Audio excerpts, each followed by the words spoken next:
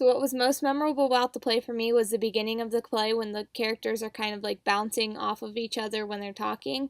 It's a really interesting introduction, and it really, like, you can picture what it's going to look like when you go to see it in theaters, and like exactly how it's going to play out, and it just kind of grabs the audience attention and makes you like ready to read it and interested in what the author is like trying to say.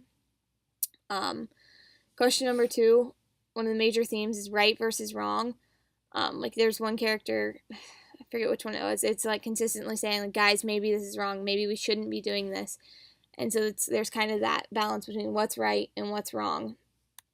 Um, then there's the idea of sexual assault and whose fault it is. Like for example, when they kind of like they blame the girl for dressing promiscuously and drinking so much alcohol, but then like she blames them because, and everybody kind of blames them because it's their fault and they should have known better. And then there's the theme of like what is a good kid? Like how do you define a good kid? Because these are all essentially good kids that just had one bad thing that they did. So are they good kids or are they bad kids? And it kind of explores that idea or that theme. Question number three, the interaction between characters was different because in Good Kids they kind of play off of each other and it's more interesting.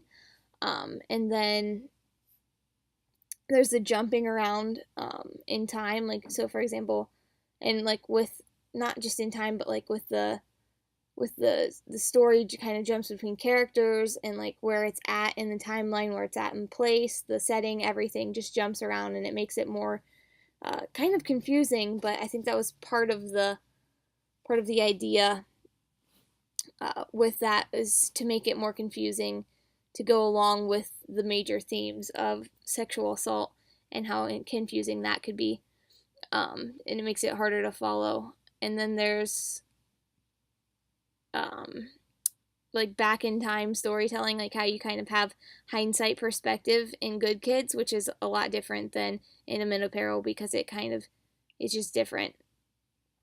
And then question number four, it reinforces the idea that sexual assault is wrong, um, because obviously like it has like that's the overall idea of it, is that sexual assault is wrong.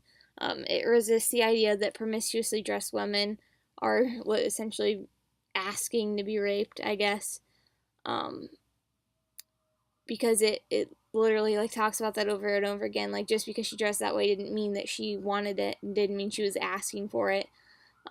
And then it kind of reinvents what can be considered sexual assault because it makes a case that it's not okay to rape someone for how they're dressed or if they're drunk. It kind of takes that whole idea into account that um, consent isn't someone being dressed a certain way. Consent is literally like yes or no. It's black and white.